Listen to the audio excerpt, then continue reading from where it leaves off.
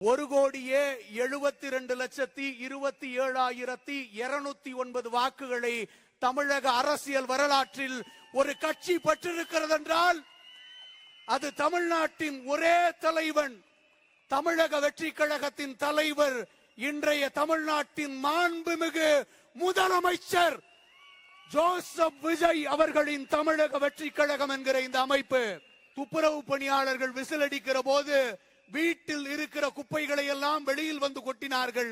நாங்கள் விசில் அடித்த பிறகு நாட்டில் இருக்கிற குப்பையை எல்லாம் வெளியில் கொட்டிவிட்டார்கள். ஒரு தலைவன் எப்படி இருக்க வேண்டும் என்பதற்கு எங்கள் தலைவர் ஒரு உதாரணம். காரணம் என்ன? அண்ணன் உள்ள நுழையும் போதே பெரிய மதிப்போட எல்லாரும் பார்த்தோம். காரணம் என்ன? எங்கள் எல்லோருக்கும் சூரியனால் வியர்த்தது. அண்ணா நீ வந்த பிறகு சூரியனுக்கே வியர்த்தது.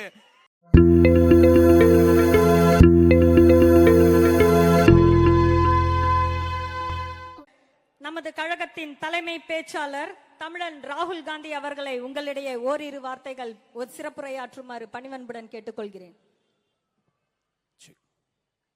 பிறப்புக்கும் எல்லா உயிர்க்கும் என்கிற ஒற்றை வரியில் தமிழ்நாட்டின் இளைஞர்களின் நெஞ்சங்களில் எல்லாம் குடியிருக்கும் தமிழ்நாட்டின் நிரந்தர முதல்வா, எங்கள் தலைவா, உன்னை வணங்கி மகிழ்ச்சி கொள்கிறோம். மற்ற சட்டமன்ற தொகுதிக்கும் வில்லிவாக்கத்திற்கும் ஒரு வித்தியாசம் இருக்கிறது. மற்ற சட்டமன்ற தொகுதிகள் எல்லாம் சட்டமன்ற உறுப்பினரை சென்ட் ஜார்ஜ் கோட்டைக்கு அனுப்பியது. ஆனால் வில்லிவாக்கம் தொகுதி மட்டும்தான் ஒரு சட்டமன்றத்தையே சென்ட் ஜார்ஜ் கோட்டைக்கு அனுப்பி இருக்கிறது. ஒரு தலைவன் எங்கிருந்து கிளம்புகிறார் என்று கேட்கிற போது எல்லோரும் எங்கள் தலைவரை ஏளனமாக பார்த்தார்கள். சினிமாவை விட்டு இந்த மனிதர் வெளியேறிய பிறகு இந்த மனிதரை எல்லோரும் மறந்து விடுவார்கள் என்று சொன்னார்கள். இன்றைக்கு எல்லோரும் கதறி கொண்டிருக்கிறார்கள். எங்கள் மக்கள் எல்லாம் சினிமாவை மறந்து விட்டார்கள், தலைவனை நினைவில் கொள்கிறார்கள். ஒரு தலைவன் எப்படி இருக்க வேண்டும் என்பதற்கு எங்கள் தலைவர் ஒரு உதாரணம். காரணம் என்ன? அண்ணன் உள்ள நுழையும் போதே பெரிய மதிப்போட எல்லாரும் பார்த்தோம். காரணம் என்ன? எங்கள் எல்லோருக்கும் சூரியனால் வியர்த்தது. அண்ணா நீ வந்த பிறகு சூரியனுக்கே வியர்த்தது. வெறும் வெறும் படையோடு வந்தவர் அல்ல, யானை படையில் கிளம்பி இன்றைக்கு சொல்ல போனால் தமிழ்நாட்டில் பானை படையிலிருந்து வந்து யானை படையின் சேனை தளபதியே நீ இந்த மண்ணின் ஆக சிறந்த உதாரணம். 1,72,27,209 வாக்குகளை தமிழக அரசியல் வரலாற்றில் ஒரு கட்சி பெற்றிருக்கிறது என்றால் அது தமிழ்நாட்டின் ஒரே தலைவன், தமிழக வெற்றி கழகத்தின் தலைவர், இன்றைய தமிழ்நாட்டின் மாண்புமிகு முதலமைச்சர் ஜோசப் விஜய் அவர்களின் தமிழக வெற்றி கழகம் என்கிற இந்த அமைப்பு. நம்முடைய மதிப்பிற்குரிய மாவட்ட செயலாளர் பேசும்போது ஒன்று சொன்னார், இந்த தொகுதியின் இன்னல்களை எல்லாம். ஆமாம், அது உண்மைதான். உங்களை தோற்கடிப்பதற்கு அறிவாலயம் எல்லாம் யோசித்தது, ஜெயிக்க வைக்கிறதுக்கு அன்னை தமிழ்நாடே யோசிச்சுச்சு. அண்ணா அறிவாலயத்தின் வாரிசுகளை சிலர் துணை முதல்வராக அழகு பார்த்திருக்கலாம், ஆனால் அன்னை தமிழகத்தின் வாரிசுதான் இன்றைக்கு தமிழ்நாட்டின் முதலமைச்சர். ஒரு பெரும் படையோடு இன்றைக்கு எல்லாவற்றையும் எதிர்நோக்கி இருக்கிறோம்.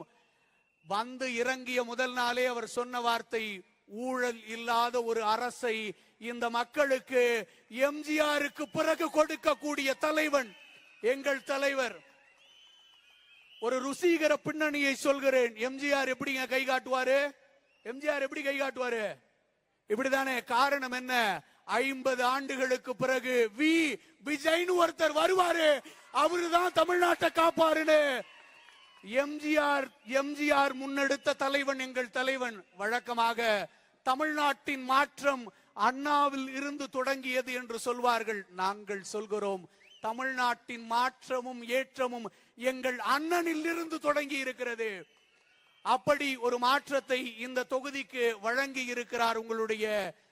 நாங்கள் இவரை சட்டமன்ற தொகுதியினுடைய வேட்பாளராக வழங்கினோம். இன்றைக்கு நீங்கள் மாண்புமிகு அமைச்சராக உயர்த்தி இருக்கிறீர்கள். இந்த வில்லிவாக்கம் சட்டமன்ற தொகுதியை தமிழ்நாட்டின் முதன்மை சட்டமன்ற தொகுதியாக மாற்றி கொடுத்து தமிழகத்தின் நிரந்தர முதல்வர் என்கிற பொறுப்பை நம்முடைய தமிழக வெற்றி கழகத்தின் தலைவர் அவர்களிலும் தமிழ்நாட்டின் ஊழலற்ற நேர்மையான நல்ல அமைச்சர் என்கிற பெயரை எங்கள் ஆதவ் அர்ஜுனன் அவர்களும்